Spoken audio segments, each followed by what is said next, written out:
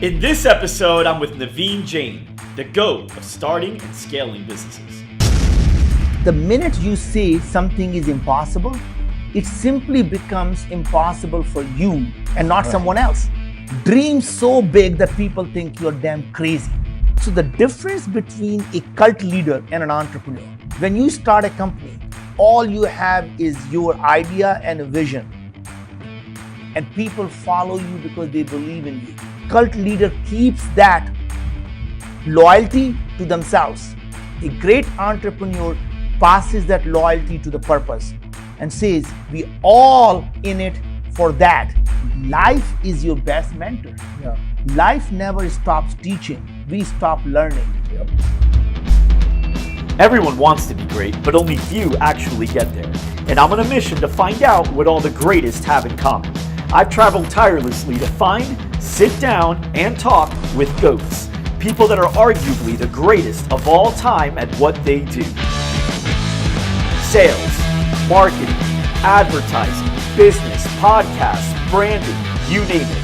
The way they do things may be different, but they all seem to see the world the same way.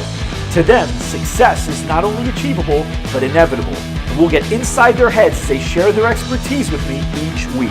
My name's Mike Arce, and this is The GOAT Show. This episode is sponsored by Loud Rumor. If you own a fitness studio, cryotherapy, or massage business, there is no company in the industry better at generating high-quality leads than Loud Rumor.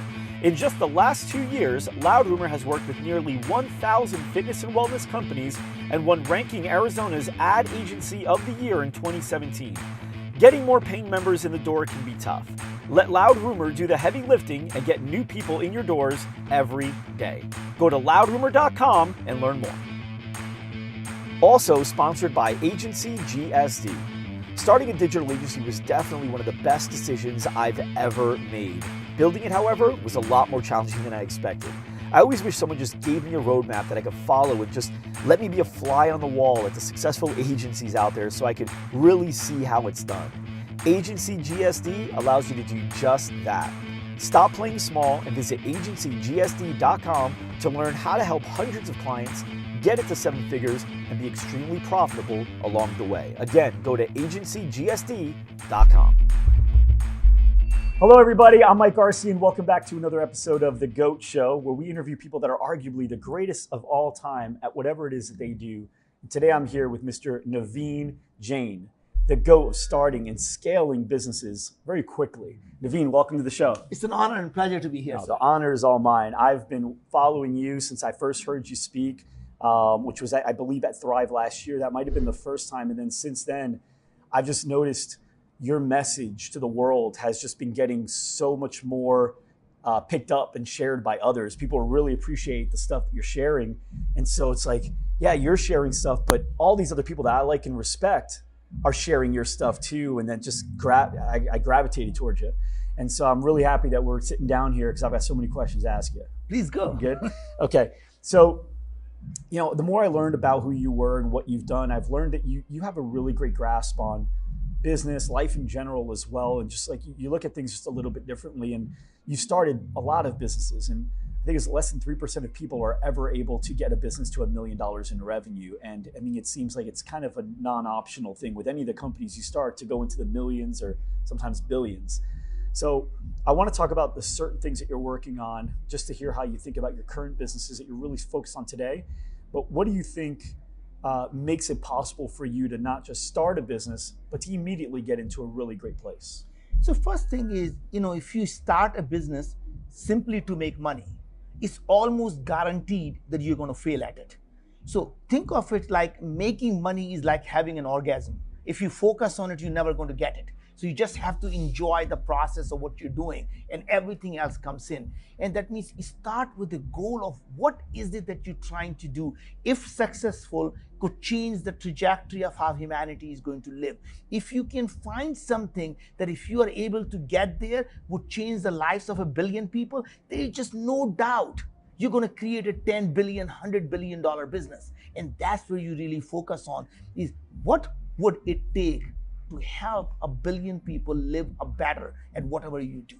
Wow. Okay. So now with your business that you're most focused on right now. Tell me about that mission. Like, what is it that you want to accomplish, money aside? Sure. So one of the companies that I'm really focused right now is on making illness optional. And the company is called Viome.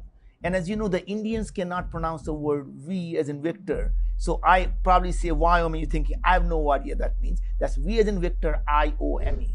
And the idea was that V stands for life and omics is science, science of life. And I thought, what if, and that's really where our things starts from. What if it was possible for us to understand what makes people sick? What if we could understand everything that's happening inside the human body and can tell you exactly what you need to eat or not eat? And if food was the only medicine that you needed, and what if we could tell you how to never be sick? What if we can make illness optional? And that was all we knew. I am not a doctor, I'm not a scientist. But when I decided that's the area I want to focus on, here's how I went about doing it. First thing I did was start reading and saying, what is the latest cutting edge research that's telling us in the last 4 or 5 years, what have we learned that is not in practice today that I can go bring it to the market? And it became clear in the last 5 years, every scientific research is starting to show something we didn't ever pay attention to is what's happening inside our gut. So imagine, we think we are just great humans. What we didn't realize is we have 40 trillion, not 40 billion, 40 trillion guests inside our gut. They control everything we do. They digest our food, they provide nutrients to us, and when we don't feed them the right thing they need, they start to create toxins that our body causes inflammation. And when body gets inflamed, you start to see all the different symptoms, and our current healthcare system calls them disease. That means body is not at ease. When something is not at ease, it's dis-ease. That's called disease. And the dis-ease happens because we are not taking care of the nutrients that our body needs, or worse yet, feeding our organisms what's producing toxins, so causing inflammation. Once it became clear to me that every single chronic disease, by the way, so you don't have to take my word for it, everyone who's listening to it can just Google Parkinson's disease and microbiome, and I'll explain what microbiome is. Alzheimer and microbiome, depression, anxiety, autoimmune diseases, obesity, diabetes, cancer, every one of these symptoms that we call disease is caused by the imbalance of microbiome. And that was the only thing I realized. The science is clear. Every single day now people are finding that not only the microbiome is so important, even during pregnancy, the mother's microbiome increases the chance of autism in the child that's yet to be born. Wow. Think about that for a second. That's the research that came out a month ago. Right? Every day, if you just type Google and hit on the Google News, you will see at least 10 research papers every day being published of how our organisms that are living in our gut are actually controlling our health of our body. Our DNA that we get from our mom and dad, it's simply there for us to be born, for us to live and stay healthy. It is what happens after you are born. When you go through the mother's birth canal, that's when you're exposed to all the microbiome from mom. Our human DNA only produces less than 1% of all the genes that are expressed in the body. Less than 1%. Rest are being expressed by the 40 trillion organisms in our gut. So everything after. Everything after. So now imagine what happened. So when people say it's their genetics, it's actually the genetic expression, because that's changed by these organisms. So think of your genes as an alphabet. It can write any story you want it to write. It's simply the alphabets. So just to give you an idea, you and I, or any human being, shares 99% same DNA. When it comes to our gut, even the identical twins have less than 5% common. Get out of here. That's seriously. And that's the reason the same drug that works for you doesn't work for me. The best drug has an efficacy rate of 20% or 25%. What does that really mean? That means 75% of the people who are taking the drug is only harming them and doing no good. Right? Our healthcare system is designed to keep you sick. And I know it's hard to imagine. Everyone makes money when you are sick. When you have a chronic disease, your doctor is happy because you visit them, they make money. Hospital is happy, you're sick, they make money. Pharmaceutical company thinks they have a subscription business. Every month they buy the pills. Insurance company is making money. Everybody is happy. The only person who is not happy, the person who is sick. So what do? When I realized that that is the problem that can be solved because science is very clear, I went and on CNBC and I said, I want to solve this problem. I want to make chronic disease a matter of choice, not matter of bad luck. Pharmaceutical companies have become parasite on humanity, and humanity will come together to kill the parasite. And that's what we did. And when I say that's what I want to do, amazing things happen. Everyone who was the best in their field called me and said, I want to help you to solve that problem. I had the guy, the head of the IBM Watson, calls me and says, that's the problem I will help you solve. It's worth solving. Wow. Right? And he quit his job making $1 million so he can work for me at 1/10 of the salary. Right? And that it's because a purpose like that doesn't come often. We can make money 10 different ways. How would you measure your success? Your success is never measured by how much money you have in the bank. It will always be measured how many people's life did you improve? How much impact you've made. How much impact you have made in the world. Positive impact. Yeah. You can make a lot of impact in the world. Well, you can be measured by your negative impact too. You're just but he's not a success. Yeah, he's not a success, right? Okay. So you see that's an example of just like one of probably hundreds of benefits from this as to how you're able to grow and scale a business, because you can't build a business without a great team. You're going to need to have a really, really solid team. You're able to become a magnet for the best at a rate that no other people can afford. Because for people that are focused on the revenue side of it all, and that's and the message and the vision isn't really clear to the rest. To get the best, you've got to pay for it. No, that is wrong. No, for the guy that's focused on the money. But it's the interesting thing is the best and the brightest who have been in the best in their field, the GOATs of the world, they were never going to go work for someone who simply is starting a company to make money. They want to work for a purpose. Where do the greatest of the athletes go? The team that's going to win the Super Bowl, the people who are going to win the finals, right? They want to be with winners. They want to be with the winners. They want a purpose. They all been successful. They want to be significant. They want to do something that their children and grandchildren are going to remember, right? So now imagine if our generation has the technology to be able to solve this problem, and if we don't take bold action because we are afraid that it may, what will someone say? I'm afraid that I may not be able to get it done. I'm too afraid to fail. I'm too afraid to be able to go out and take risks. What are we telling our next generation? I want to rather see you suffer. Our children and grandchildren are going to suffer because you and I could not get this message out to millions of people who could benefit from this today. And it's not just millions of people benefit today.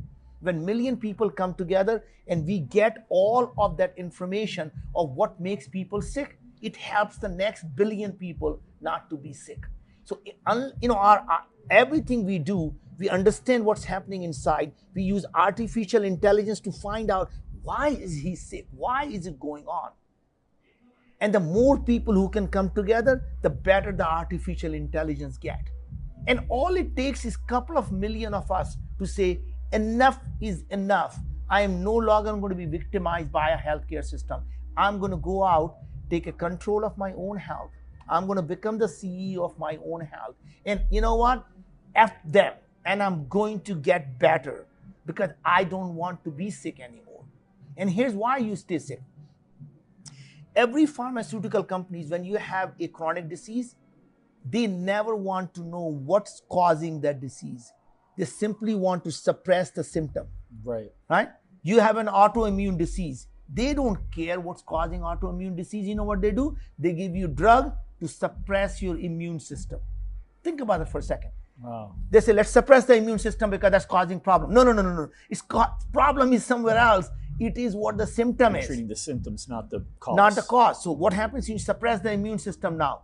Doc, if you suppress my immune system, don't you think I'm going to get more diseases? Oh yeah, but we got drugs for them. But doc, if I take the drugs for those symptoms, what's going to happen? Well, you're going to get more diseases, but we got drugs for them too. I'm sorry. By the time you get to my age, I'm going to be popping more pills than blueberries. I mean, isn't that the problem with the thing? I mean, that's exactly where we are right now. Every single time. Doc, I got a headache. I got an Advil. Let's just suppress the, you don't feel the pain. Doc, don't you want to know what's causing it? Nah, just take an Advil. Right? I mean, it's laughable when you take it that way because you're not taught that. You're taught like Tylenol.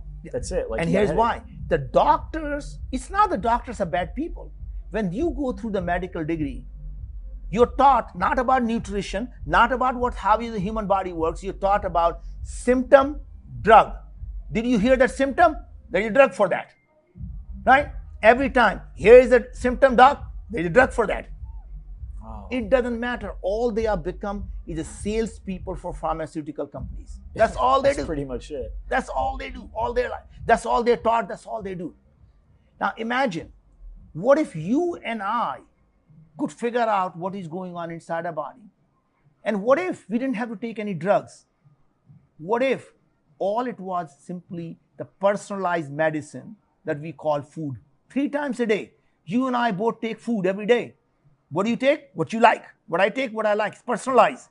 But we just don't know, is it healthy for us? Everyone says eat healthy. What's healthy? Is spinach healthy? Could be. Could be for some people. For me, the things that was causing me the most grief was spinach, oats, and avocado. We had thousands and thousands of people who write stories about what changed their life. So if you just go to Viome.com and click on stories, you see thousands of people. They're telling us they have been sick for years and doctor just keeps giving them antibiotics, keeps giving them medicine. When they got tired, they did the test. And they thought they were told, go gluten-free. Only eat healthy, go become vegan. And this lady came to us and said, I have been throwing up and diarrhea. And I tried everything. I'm eating what they tell me is healthy. We did the test on her.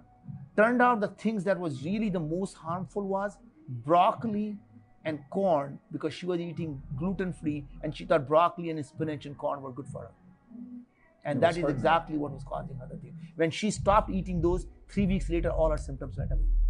So what do you think is going to be your biggest challenge with getting people on board with thinking so left of what they've been taught is right? Yes, it's very interesting is that we think this is such a revolutionary concept. This is such an advanced thinking, right? 2,500 years ago, there was a Greek doctor named Hippocrates. You know what did he say? All diseases begin in the gut. And then he said something really profound, which looks like, one man's food is another man's poison. Good spinach good for you, spinach bad for you. And then he said something really interesting. Let food be thy medicine, let thy medicine be the food. And there you have it. So it's not something what I'm telling you is, oh my God, it's so far out. How do you even come up here, right? Yeah. Ayurveda, 5,000 years ago in the Eastern philosophy has been talking about these, it has the creator, the life starts in your gut, right? I mean, we all know in the Eastern philosophy that life starts in your gut, right? And here we are, somehow we forgot. We waged the war against organisms, the bacteria and viruses, without realizing they are our friend. Without them, we cannot live. We evolved, we co-evolved together. This symbiotic relationship we have, we feed them, they give us nutrients. When you feed them the wrong things, they essentially don't know what to do with that. So they can detoxify. So let me just tell you why spinach is bad for some people. Spinach has a lot of thing called oxalate or oxalic acid. unless you have in your gut the organisms that can detoxify oxalic acid, is going to end up as a kidney stone or cause inflammation. Period. There is nothing you can do about it. And inflammation is a cause of every disease. Every disease. We all know that inflammation is a root cause of all chronic diseases. It's not like you and I go out drinking and the next day say, you know what, honey, last night I was out with the boys. I think I might have caught diabetes. You don't catch diabetes. You don't catch obesity. You don't catch depression. You don't catch anxiety. You don't catch cancer. These things develop over a long period of time when you have chronic low-grade inflammation. Right. People say our genes are responsible. Now imagine, from the time we are born to time we die, our genes don't change. So what makes us sick then? If the genes are the same, then what's making us sick? Okay. Something else is happening, right? Either genes are being expressed differently, and what causes them to express differently? The environment we live in, the food we eat, right? And that's really, you have to look at what genes are being expressed. But more importantly, what your gut organisms are synthesizing, what they're metabolizing, what they're producing, what they're signaling. All of those things matter. If we could understand what is going on, then we can know, is pomegranate juice good for you or not? Is broccoli good for you or not? Is the oatmeal is good for you or not? Is avocado good for you or not? And that simple is all we need to do. There is no fancy, all the magic is in the science that's hidden from you. What you get back is, here are the foods good for you, here are the foods that are really bad for you. See, in the way you articulate it all, I don't know if there's a person on earth that would be able to sit in this chair and not at least understand what you're saying, right? It's a concept that it's deep, and it's something that could be literally world changing, right? For people to change their perspective and guide it the right way.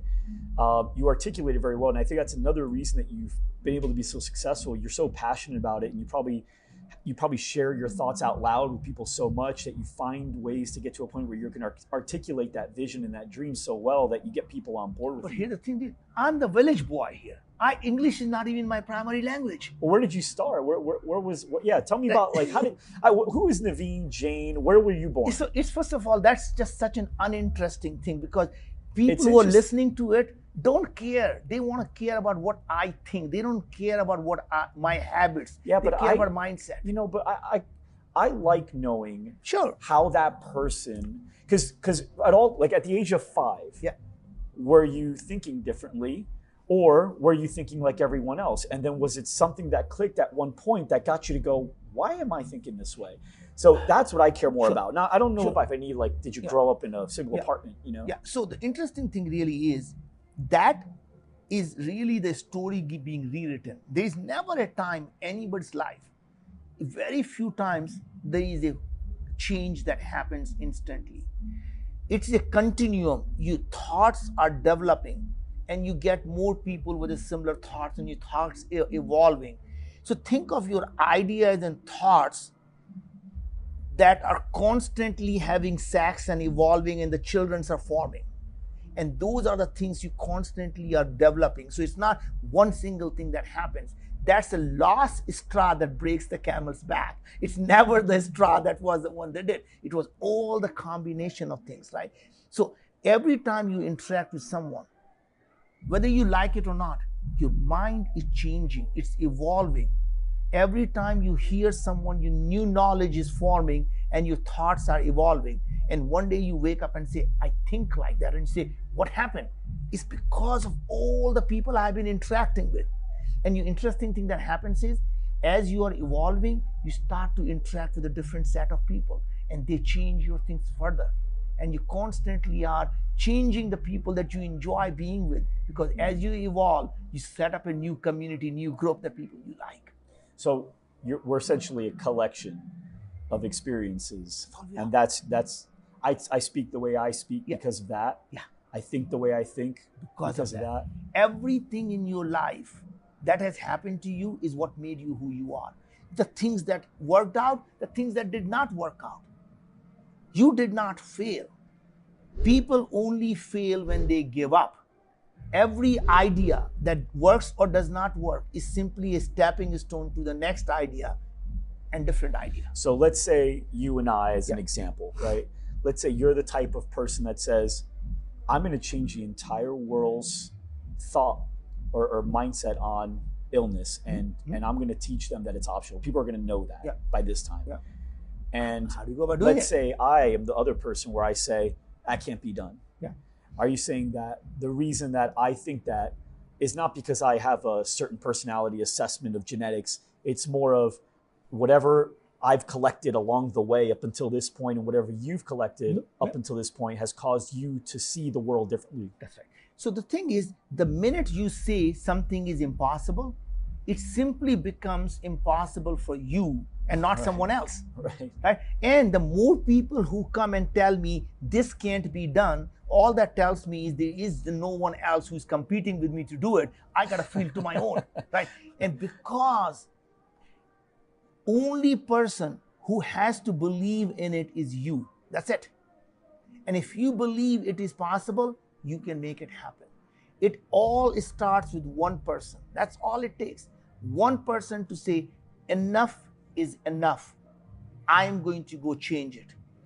We can call them Martin Luther Kings, Mahatma Gandhi, pick anyone you want. It takes one person to change the trajectory of how humanity is going to live. We talked about fossil fuel, not using fossil fuel. We had the Kyoto Treaty, we had Paris Treaty, we had that treaty and that treaty. Nothing happened. Right. Governments don't change a thing. It took Elon to say, you know what, I'm going to build an electric car.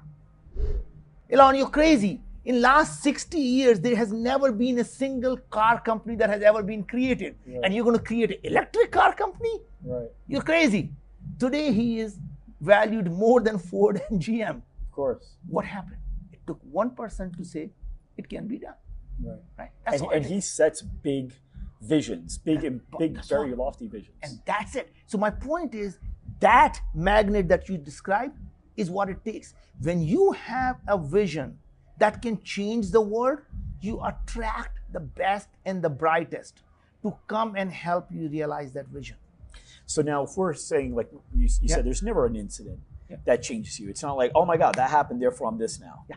Right? It's a collection. So that being said, there's people that are listening and watching this, that are hearing this, and we're basically saying this episode won't change your life much, but it can start something. So with that, now that you're kind of opening that up to them, what do you want that person that's watching or listening to start doing today, tomorrow, the next day, so they can get on your track? Love it. So that's actually a really good question. So let me give you some very specific thing that I do when I said I'm going to go do something totally different. So first of all, you have to say, I am no longer afraid of dreaming. Dream so big that people think you're damn crazy. Just dream. And then you say, how do I go and execute on that? And that's where the intellectual curiosity comes in. Unless you are intellectually curious, you'll never be able to change the world. You never have to know anything about the industry that you're about to disrupt. In fact, I would argue, if you are good at something, you are the least likely person to disrupt it. Once you become an expert, the best you can do is to make it 10% better. If you are a non-expert, you are able to make it 10 times or 100 times better. And the reason is why. What makes you an expert? You have lots of foundational knowledge about that subject. If you all have this foundation that you know cannot be changed because that's what makes you an expert, then maybe you can make it a little better.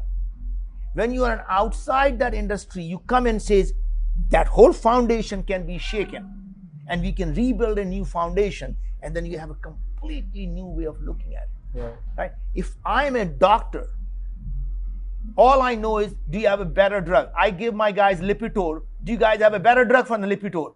Yeah, I got it. That works 10% better. So once you are a non-expert, you're able to completely rethink and reimagine the foundation, and you can go out and change the way people look at it. So as I was saying, if you're a doctor, you're prescribing a medicine, Lipitor. And all thing you want to hear is, do you have something slightly better than Lipitor? That's all you care about. But you say, doc, what if it was never needed? Are you crazy? That will never be done. I need to give my patients a drug. Do you have a better drug, or just get out of here? Right. right? And that's all they care about, because their mindset is, their knowledge told them when they went to the medical school, if there is a symptom, there has to be a drug for it. Right? So now, but you have kids? Yeah, I do. How old is your oldest? So we have three children. Okay. 28-year-old, 24-year-old, and 21-year-old. Okay. And here's the best part. My 28-year-old is changing the way people live their lives. Even just today, he's on the 8-page spread of New Yorker, and he's a 6-page spread on Entrepreneur magazine. For what? What's he doing? He's actually went out. So since he was 17-year-old, he started a college entrepreneurship thing, because he knew he could get all the college entrepreneurs to come together and get them a great mentors.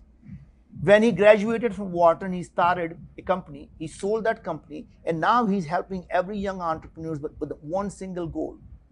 What are the biggest problems facing the humanity in the real world, rather than the imagined world of Silicon Valley? He believes Silicon Valley is losing its soul. They are saying, let's build the next gadget. Let's build the Alexa-enabled toilet. Alexa, please flush. Is that the biggest problem? Is solving a problem right now? Is that really solving the problem? You know what he's saying instead? How do we live in New York or San Francisco or LA saying affordable housing? The seniors who need to live at home because they don't want to be living in some rehab facility, how do we have the nurses for them? If you have an Uber to call a car, why can't you have 4 or 5 people in the neighborhood who are elders can share the same nurse, and when they need it, they press the button and Uber, the nurse comes to them. Right? By doing things like, I cannot go into an apartment because I don't have $6,000 deposit to give first month, last month rent. And he came up and saying, why can't we just give them $10 a month insurance and say, we just cover it? So they don't have to give a deposit anymore. Right? Those are the problems he's solving, because they're real world problems. 28-year-old. And the reason I asked that question is because speaking with Bradley, Bradley, we were kind of talking about, how your upbringing will teach you about money, and it'll teach you about what you can and what you can't do. And I was curious, with all the stuff that you're working on, if your children naturally see the world differently as well. And clearly, this is a pattern. But it is, interestingly, I came from very humble background with no food to eat, no place to stay. And people say that hunger is what made you who you are. Our children grew up, in any which way you look at, an extremely affluent family. They still got the same value system. How did they do it? It was simply about us telling them, what do we value? So this, as a parenting, I just want you to, people who are listening to it, you probably have kids here. I just want people to know what it really means to love your children. So we always told our children, our love for you is unconditional. You never have to ever worry, do we love you? But our approval is not.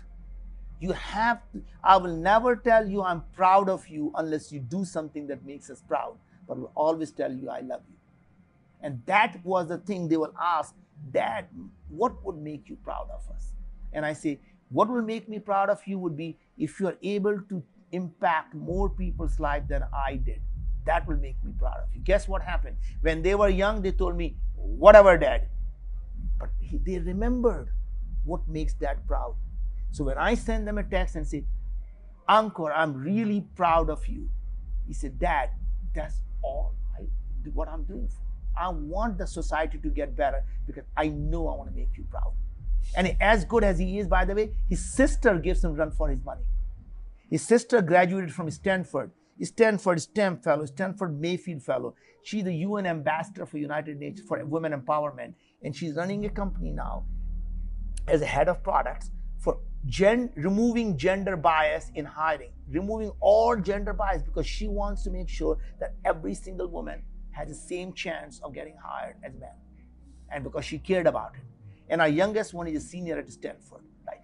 These kids are driven because they know they can go out and make a difference. And now, let me give you one more example, so just on a parenting, because it really makes a lot of difference. When I started my first company, we were wildly successful.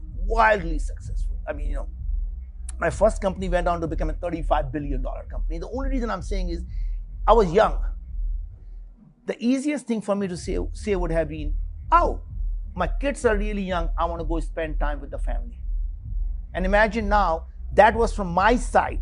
Now imagine what the kids would have seen. My young kids would have seen they're going to school, that my dad is sitting on the sofa watching CNBC. We come from school, I see my dad sitting on the sofa watching CNBC. When I grow up, I want to be just like my dad. Right? Right. Even though I thought I was going to have, spend time with the family. Right. Instead, they saw the dad start a second company, the third company, the fourth company to solve the problems. Knowing that doesn't need to work. Guess what happened? When I started a company to go to the moon, I started a company called Moon Express. That's the only company in the universe that has permission to leave Earth orbit and land on any celestial body. My kids told me, he said, Dad, maybe it's time for you to hang your hat. Why would you want to go out and start something and fail so miserably that world will know that you couldn't cut it? Maybe time to, hang your umbrella and ride into sunset. Right. I said, what makes you think it couldn't be done? Because Dad, no company has ever done it. That's why. What if we could do that? Guess what happened? Now we're launching our first mission to the moon next year. And our kids and say, oh my God, Dad, I can't believe you did that. 2 years ago, I told them, you know what, kid? I'm going to go start another company and I'm going to make illness optional. Dad, going to the space was hard. Got it. Give it to you. My hat's off to you. Why would you want to get bloodied in the healthcare? You know you're going to get bloodied. You're going to be marred. It's not the age for you to be starting a company. And here I am today.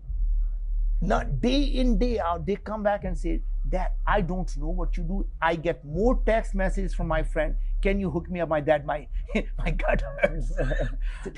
So my point is, that is what they saw. They didn't see Dad doesn't need to make money so I can sit at home. They saw me driven by the same thing of making a difference. And they go out and do the things they see you do, not what you tell them to do. Yeah. And that's the difference. That's the thing. Is one of my mentors he asked me a question. He goes, who taught your child how to walk? And I said, I did. No. So who taught him how to walk? And I was like, it was me. Yeah. He goes, no, you just put your hands out. Yeah. It was encouragement, and they see you walk all the time, so they get the left foot, right foot, but you're not telling them left foot, right foot. They know because they've seen you do it, and now you're just encouraging. That's it. And that's it. Wow, that's such a beautiful way of saying it. Right. And now I start thinking about that, and it's like, all right, well, I think of my dad. My dad used to work 18 hours a day. Yeah. He took care of work. He took care of what he had to do, and he came from humble background. Yeah, and it was pretty interesting because I didn't know I was working 18 hours a day until I had a conversation with my dad, and he's like, I did that too. And I was like, yeah, I remember that. So you could tell your kids, hey, work hard. Work hard. And by the I'm sitting don't watching give TV. up. You could tell them, don't care about what everyone else says. Hey, if you fall, just get back up. But do you fall and get back up? It's very interesting you say that. One of the guys who works for me came to me one day and said, Naveen, your kids are all entrepreneurs. They're doing all of the great things. Why is it my kids, I keep telling them to be entrepreneurs. I keep telling them to go out and take risks. And they have all the money. They can take all the risk. Why don't they do that? I looked at him and says, what did you do? You worked for a damn corporate all your life. What did they see you do? Working for a large corporation because you didn't want to take a risk. And you thinking somehow you telling them to go out on your own? They would say, Dad, why don't you do it? Yeah. I mean, it's not even why didn't you do it? They just can't even put their head around it because it seems so not the life that they haven't been in that picture. And my point is, there's no credibility. When you say go do it, the first thing they say, Dad, you're not doing it. Right? So where is the credibility coming from a guy who tells you how to be a millionaire while living in a back of the truck? Right. Where's the credibility there? Right? Yeah, 100%. Man, I love that. So now what about with the people? Because not only are your employees following you, one of the things that I find in my business is really, really has become my focal point more than anything is getting my team developed and on a mission. Yeah. And I literally I'm at the point now where I'm always noticing the balance is very, very strong, where the balance was heavy on me learning this thing that we do and understanding the full like concept of how it works and all the ways it can work. And it's like maybe less than 20% of that now. 80% of my time is motivating my team, inspiring my team, showing them what they can do, believing in them so they can start believing in themselves, giving them opportunities, resources where they can learn more. And it's like, I just want you one notch up this month. I just want you one notch up this month. And I'm noticing that that's part of it. And I'm, now I'm wondering, because I hear you talking, the thing that's boggling my mind right now is you know so much about everything you just talked about with illness, right? You were saying words, honestly, I don't know half the words you were saying, but I'm making sense of them in my own head. I'm using the other words in the sentence. But I get it. I understand the concept because you're well articulated. But you know so much about this, but it also seems like you're attracting magnets, you're bringing people on board. A lot of your time has to be around developing people as well. So interesting thing is, when you bring the best and the brightest, the best thing you can do is to leave them alone. You're simply there when they fall to give them a hand to let them rise again. That's all you have to do. The minute you think you are the one who are going to make them better, you lost it already, because then they look to you. You have to let them swim on their own. Leave them alone. What about people that are afraid to swim because of everything before? Then you hired the wrong people. You just hired the wrong people. Even the ones who are afraid, when they know there is no punishment for doing if you fail. There is no punishment for getting it wrong. In fact, the only time I ever tell our people that they really, really need to be taking more risk is when I say them that everything they do is working. That's the problem. If you know that every time you do something, experiment, and it works, then you're not really at the edge. You're taking the safest shot. And let me explain it to you what I mean by that is. If you look at the best basketball player, I saw Kobe Bryant, by the way, I used to own an NBA team in my past life. You used to own an NBA team? Never mind. I mean, I'm a part owner with NBA Sonics, with Howard Schultz, and I own NBA Sonics. Wow, that's really So anyway, cool. my point, that's one of the point. What I was trying to make was I saw Kobe Bryant playing day in, day out. And some games, he will take 4 or 5 shots, and all 4 or 5 will go in. In other games, he would take 50 shots, and he'll miss half of them. In the game he took all the shots that went in, he had 10 points on the board. In the time he missed half the shot, he had 50 points on the board. And that's the lesson of life. If you always going to take every shot that goes in, you'll always be a 10-point man. If you ever decide you want to be a 50-point man, you got to learn to miss half the shots. And you can be comfortable with that. So in life, if everything you do is working, you're not pushing the envelope. You're only taking the safe shots. He's got so many great quotes. He's got a really great mindset. I love his mindset. Very similar to Jordan. Yeah. And one of the things I remember he was saying practices that a lot. he practices more than anyone. So did Michael Jordan, by the way. Hours before everybody else.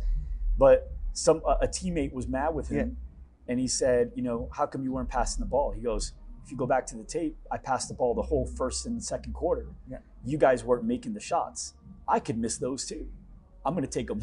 So the point is, he's just like, what I loved is he's like, all right, look, if you guys aren't going to run the plays, if you guys aren't going to do the stuff, then I'm going to take all the risks because I have more faith in myself than I think you guys have in yourselves. But then that, honestly, that's great when it comes to winning that game. Not the season. Yeah. Not the championship. That's right. Right. Winning that game, he's doing the right thing. He's got to own it. He's got it tonight. Yeah. But guess what?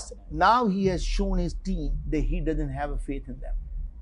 They're never going to come through for him ever. Mm-hmm. The fact is, he goes on a bench and he says, "This is your game. Go," because they don't have to. Then they have to know that Kobe is not coming back. Kobe is gone. They got to go make it work now. Wow, right? That's interesting. And he talked about that too. The first part of his career, it was about taking over. Yeah. The second part of his career was about developing the young guys. And that's the only way. And the only way you do is you sit on the bench. You say, "I'm not there." I had I coached 13 seasons of basketball. Yeah. I'm really involved because my dad was a great dad growing up, and I love the sport and I love teaching the kids. Right, it's for something I love. And I remember me and this assistant coach Renee, who's one of the other kids' fathers. the kids, I noticed just looking at him mainly, but I would see a mirror myself. Every move the kids were making was by our instruction. Yes. Pass the ball, move up, drop down, drop. Everything was our instruction. And then I told Renee, I'm like, hey, for this next game, let's shut up. Yeah. Let's tell the kids from the very beginning, we're not going to say a word. Yeah. And we had to also tell the parents. Yeah. Because the parents, if we don't do it, they're going to be like, shoot, right? They're 10 years old. So we had a conversation with the parents, said, no one's talking. Yeah. You can clap when they make it, Yeah. cheer, that's it. And we were quiet, and the kids were kind of lost, but then they started talking to each other. Yep. And it was amazing. We won by like 30 points. That's amazing. And we didn't talk. And like me and him, we were like biting our tongue a few times, but it was amazing because they know what to do. They just need to be given the power. That's it. And that's what I was saying.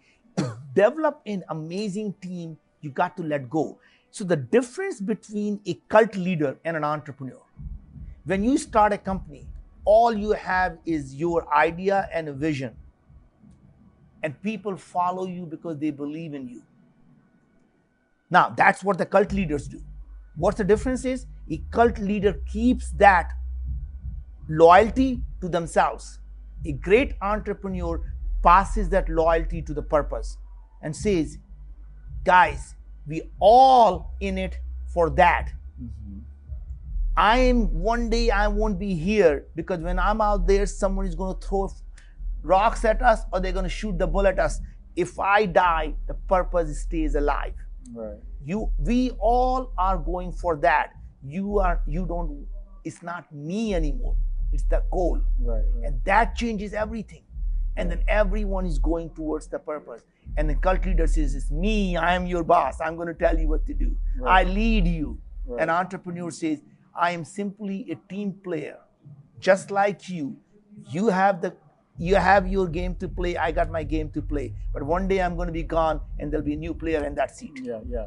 And speaking of players, the theme that I noticed with real successful entrepreneurs, they understand that you got to practice every day. Yep. You got to practice thinking a certain way every day. And so surrounding yourself around people, there's people that are listening to this that have great groups of people and great circles already where they're leveling up every day by having conversations. There's other people that may be watching, listening that. Where do I find them?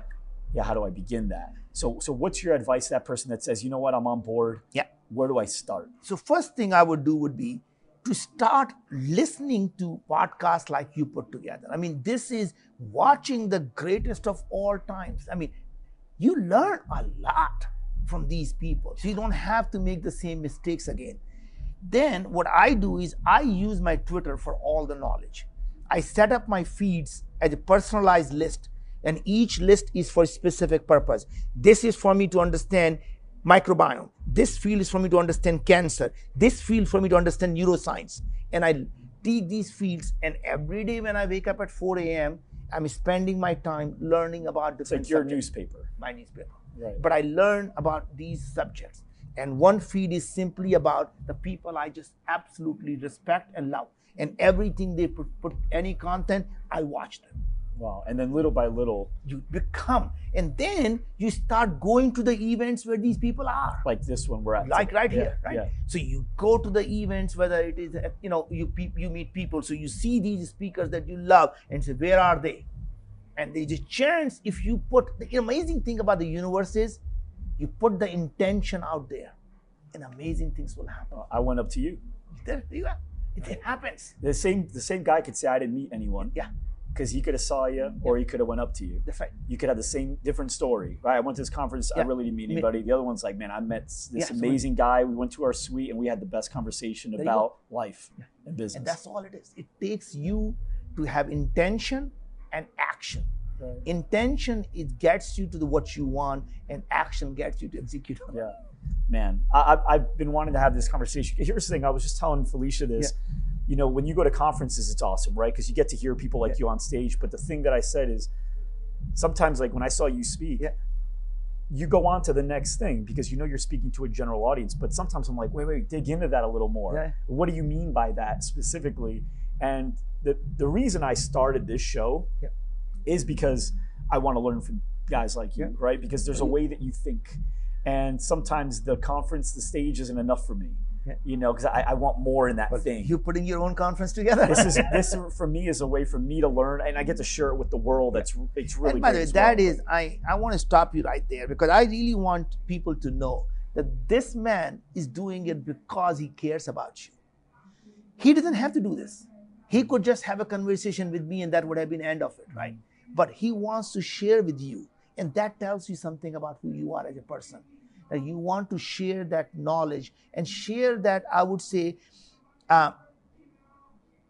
success you have had in able to achieve and meet people, to give it to the people who doesn't have that yet. And it takes a great heart. So I would say my hat's off to you and thank you for doing what you do. I appreciate it. And it's funny, something that a lot of people don't even know about this is the reason I actually was okay with doing video at first. We have a lot of home videos as kids. My dad bought this huge thing. It was attached to a VCR and he walked around. And it's weird. You see your dad when he was your age. And it's weird, but it's cool. You can see it, and how he's evolved from then to now. He wasn't born in this country, so his English has gotten better. And I'm like, man, this also helps document. My kids can learn the lessons. Everything you just talked about is going to be applicable in 30, 50, 100 years. I mean, just the way to think and all that. And so my kids are going to be able to watch their dad. Oh my God, that's so cool. Like how he learned. Like I learned today. This is for me. I would have asked you all these questions. I tell these guys all the time, man, these questions are for me. I forget. I forgot all about this half the time. So, these are questions I would have asked you anyway. But instead of keeping it, my kids can literally learn through it and just get those meetings, It's very interesting that, people ask and say, who is your mentor? And I said, life is your best mentor. Life never stops teaching. We stop learning. Every interaction we have is a lesson learned. 100%. But do you learn? Exactly. And Naveen, I really appreciate you taking the time. Thanks a lot. I know you're busy. I know you got a talk coming up, and we're all looking forward to it. So, man, thank you so much. And we're going to make sure that we share it with the whole audience. And guys, thank you so much for tuning in today. And I just got to shake my hand. This was one of the most powerful talks I've had. Thank you, sir. For everyone watching, everyone listening, thank you so much for tuning in, and we will see you next week. Thanks for joining us today. If you like this episode, subscribe to our YouTube channel or find our podcast on iTunes, Google Play, Spotify, or wherever your favorite place to listen to podcasts might be. And if you really like this episode, please leave a review for us on iTunes. Thanks, and we'll see you next week.